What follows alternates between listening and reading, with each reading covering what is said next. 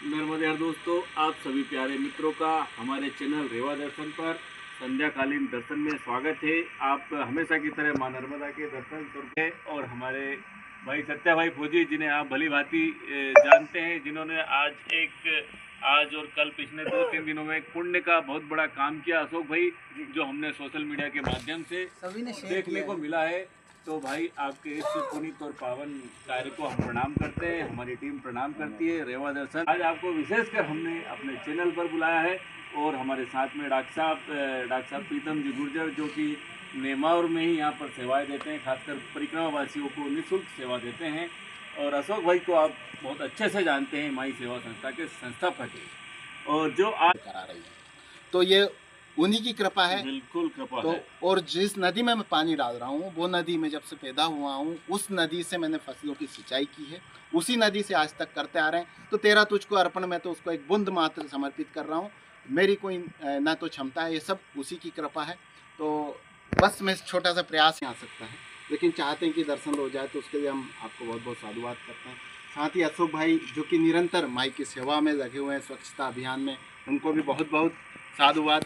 साथ ही हमारे डॉक्टर साहब, जो कि सतत यहाँ पे माई की सेवा दिन रात कर रहे हैं, जब से मैंने देखा है, वो हमेशा, चाहे गरीब अगर कोई पेशेंट भी आता है, एक डॉक्टर के माध्यम से उसको निःशुल्क तक इलाज करते हुए मैंने देखा है। तो मेरा बड़ा सौभाग्य है कि मेरे जो आसपास इर्द गिर्द लोग हैं, सभी सेवा से जुड़े हुए हैं। और मैं धन्यवाद देना चाहता हूँ कि मुझे आपने ये मौका दिया कि आज किसानों के मुद्दे पर थोड़ी सी बात की जाए। बिल्कुल बिल्कुल। किसान कौम बहुत संघर्षशील कौम है, और युगांतर से जब से हम देखते आ रहे हैं, हमारी पीढ़ी दर पीढ़ी जो किसान है हमेशा शोषित हुआ है, लेकिन उसने हमेशा अपनी मेहनत से देश की सेवा की, देश का पेट भरा है। जब चाहे आपका दुनिया में युद्ध चल रहा हो, कुछ भी चल रहा हो, लेकिन एक ज़रूरत होती है भोजन की, वो आज भी पैदा करके दे रहा है। लेकिन आज किसानों की हालत ये है कि चाहे वो सोसाइटी का मुद्दा हो, चाहे उसको वेयर हाउस में अपने गेहूँ तुलाने हो, उसको हर जगह प्रताड़ित होना पड़ रहा है, हर जगह परेशान होना पड़ रहा है, हर जगह लाइन लगना पड़ रहा है। स्टार्टिंग करते हैं हम उसकी बीज से।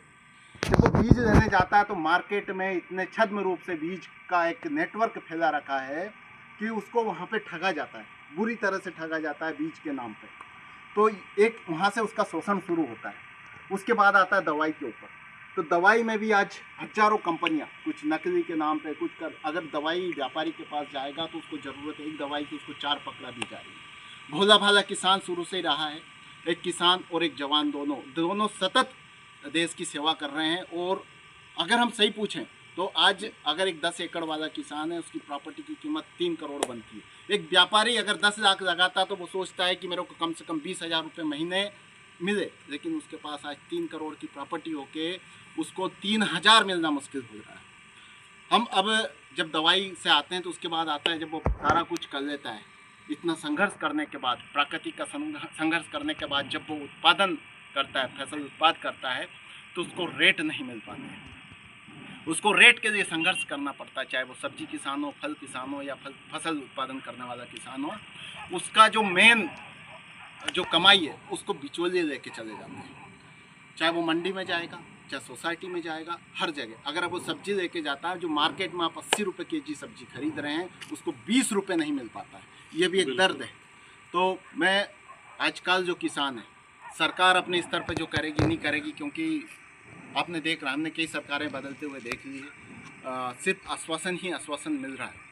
तो हमको जो किसान कौम है, उनके जो बच्चे हैं आज सब पढ़े लिखे हैं, हमको अपनी जो फसल है उसकी कीमत आपको खुद को तय करना आना चाहिए। आपको अपने जो प्रोडक्ट है उसकी वैल्यू आपको बनानी पड़ेगी कि मैं इसको मार्केटिंग कैसे करूं। हमको मार्केटिंग सीखना पड़ेगा। हमारे जो बच्चे, किसानों के बच्चे जो हैं, वो अच्छी अच्छी जगह जा रहे हैं, कंपनियों में जा रहे हैं, कॉर्पोरेट में जा रहे हैं, सेना में जा रहे हैं, हर जगह जा रहे हैं।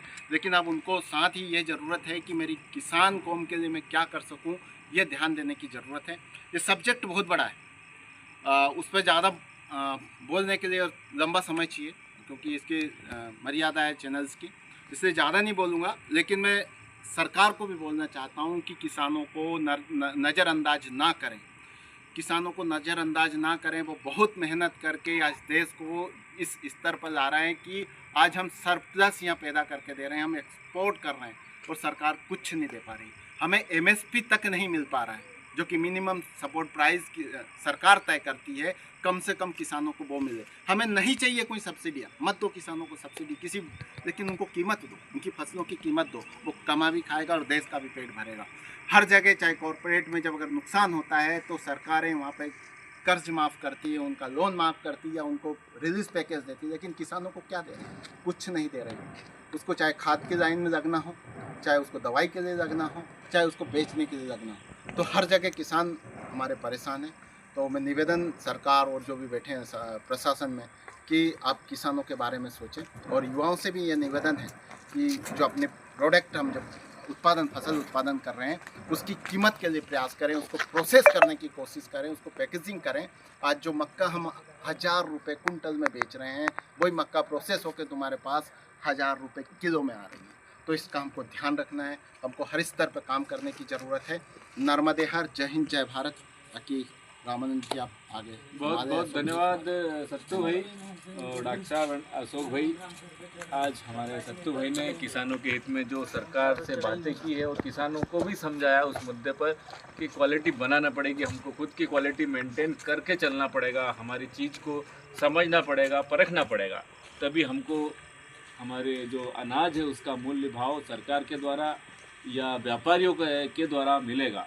तो बहुत बहुत धन्यवाद आप सभी प्यारे मित्रों का। फिर से एक मिनट, अशोक भैया ने जो बोला था वो नदी वाला, तो उसमें जो भी करने वाला माँ नर्मदा की कृपा है कि आज इस भीषण गर्मी में जहाँ पे 300 या 400 फीट के होल भी सूख रहे हैं, पीने की समस्या है, वहाँ पे माँ नर्मदा हमें 100 फीट पर पानी उपलब्ध है, वो कर रहे हैं। नर्मदा।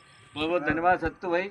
अब मैं अशोक भाई से थोड़ा सा निवेदन करूंगा कि आप भी कुछ 2 शब्द चलाइए वाण स्वरूप। देखिए, सारे विषय पर तो सत्तू जी ने हमारे बहुत अच्छा अध्ययन कर रखा और उनको बहुत अच्छा नॉलेज भी है। और उन्होंने एक चीज़ बहुत अच्छी बोली थी कि देश की बॉर्डर पर जवान और देश के अंदर किसान दोनों ही मेहनत कर रहे हैं और दोनों ही अपना खून पसीना लगा रहे हैं। मेरा तो सिर्फ सारा विषय तो भैया ने बोल ही दिया। मेरा तो सिर्फ एक ही विषय है, जब सरकार को हम आग्रह कर रहे हैं तो मैंने कई बार मंचों के माध्यम से भी बोला है कि सरकार जितनी जल्दी हो सके सीड्स बिल ले आए। आपने रिसेंटली देखा है कि खातेगांव में कुछ ऐसे लोग पकड़ाए हैं जो घर में नकली दवाएं बना रहे हैं, नकली बीज बना रहे हैं, उसको सर्टिफाइड कर मतलब उसमें सील वगैरह लगाकर उस सर्टिफाइड बिल के साथ बीज को बेच रहे हैं। तो ये सारी धांधली अगर रुकना है तो सरकार को बहुत जल्दी सीड्स बिल लाना पड़ेगा। बहुत बहुत धन्यवाद आप तीनों महानुभाव जो आपके अपने चैनल पर आए हैं। और मैं निवेदन करूँगा कि आप प्रतिदिन आए। अच्छे लोग एक साथ मिलते हैं तो कुछ अच्छी चीज़ निकल के और भी बाहर आती है। तो बहुत बहुत धन्यवाद आप सभी प्यारे मित्रों का। नर्मदे।